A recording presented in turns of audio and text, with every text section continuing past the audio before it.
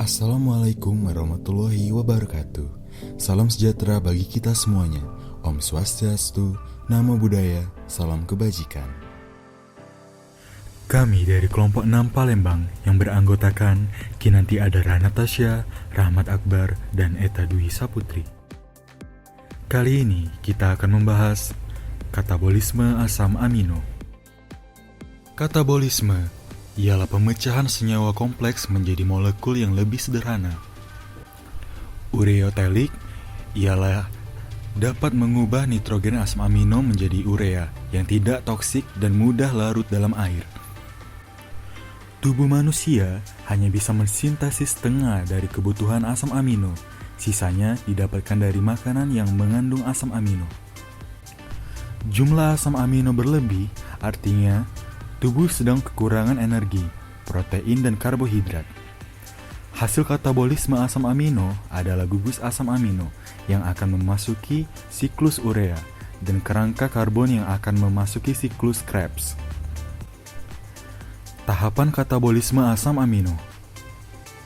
Yang pertama, transaminasi, dan yang kedua, deaminasi. Transaminasi ialah pemindahan gugus amino dari asam amino ke asam alfa-keto. Dilakukan oleh enzim transaminase atau aminotransferase, menghasilkan glutamat sebagai asam amino yang baru.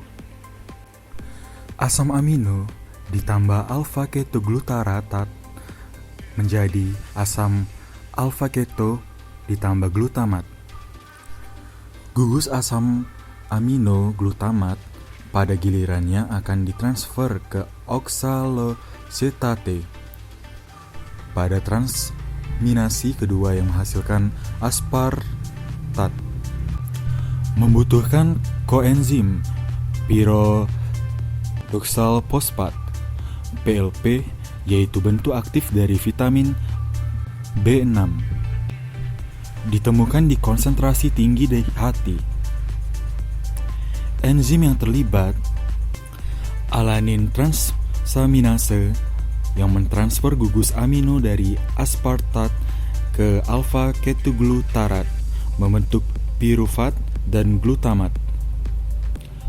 Aspartat transaminase mentransfer gugus amino dari aspartat ke alfa-ketoglutarate membentuk aksoloasetat dan glutamat.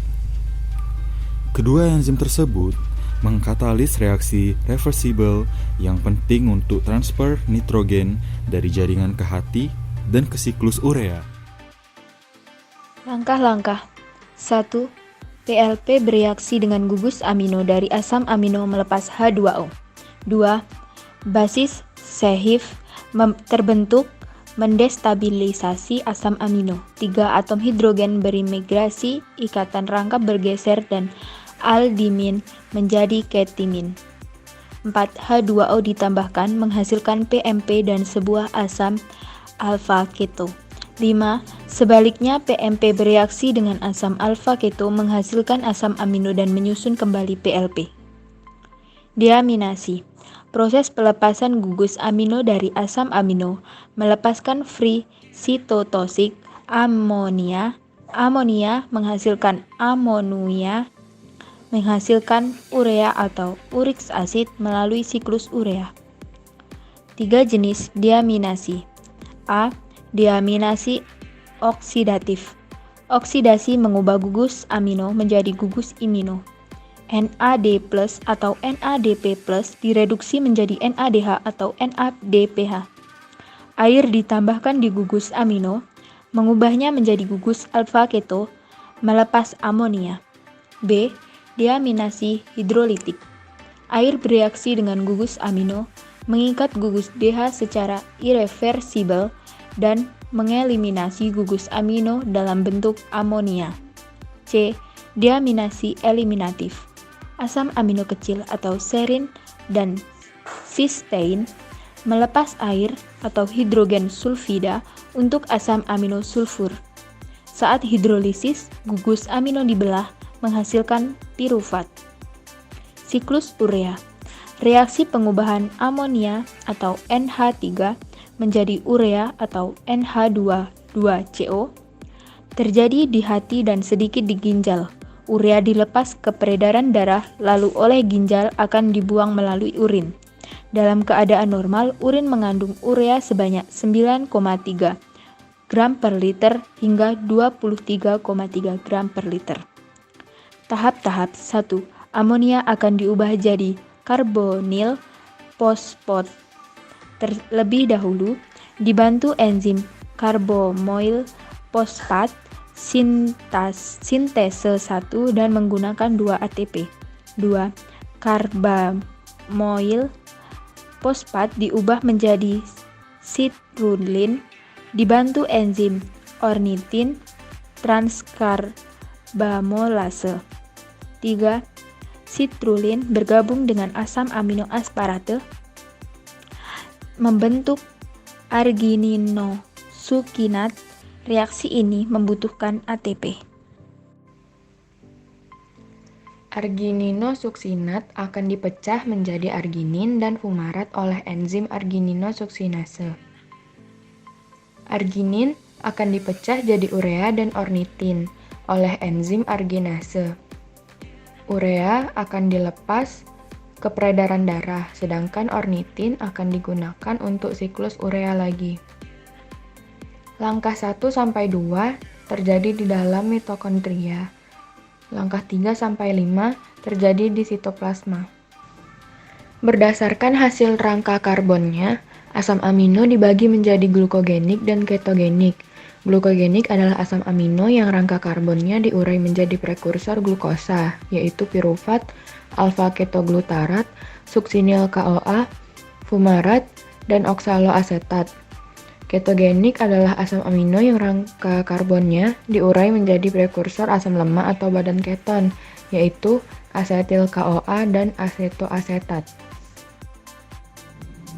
Energi katabolisme. Leusin, lisin, fenilalanin, triptofan, dan tirosin akan berubah menjadi asetoasetil CoA dan akan masuk siklus asam sitrat menghasilkan 3 NADH, 1 FADH2, dan 1 ATP, jadi totalnya 12 ATP.